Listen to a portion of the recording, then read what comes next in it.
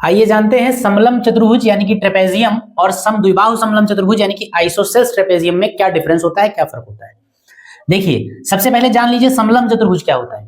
कोई भी ऐसा चतुर्भुज, कोई भी ऐसा क्वाड्रिलेटरल जिसकी दो भुजाएं एक दूसरे के समांतर हों और बाकी की जो दो भुजाएं हैं वो एक दूसरे के समांतर ना हो, और जो असमांतर भुजाएं हैं, जो ऐसी भुजाएं जो पैरेलल नहीं है, वो लंबाई में एक दूसरे के बराबर ना हो, एक दूसरे से अलग अलग हों, तो ऐसे चतुर्भुज को हम सिंपली समलंब चतुर्भुज यानी कि ट्रेपेजियम कह देंगे। इसी के विपरीत दूसरे वाले में कोई भी ऐसा समलंब चतुर्भुज, अब समलंब चतुर्भुज तो है यानी कि आमने सामने की भुजाएं समांतर और बाकी की दो भुजाएं आमने सामने वाली समांतर नहीं है, ये बात तो क्लियर है।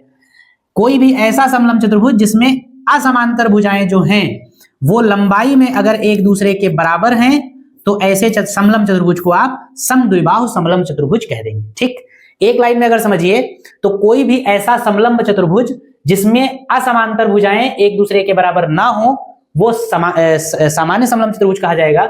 और अगर किसी समलंब चतुर्भुज यानी कि ट्रेपेजियम में असमांतर भुजाएं एक दूसरे के बराबर हैं लंबाई में, तो ऐसे समलंब चतुर्भुज को समद्विबाहु यानी कि आइसोसेल्स ट्रेपेजियम कहा जाएगा।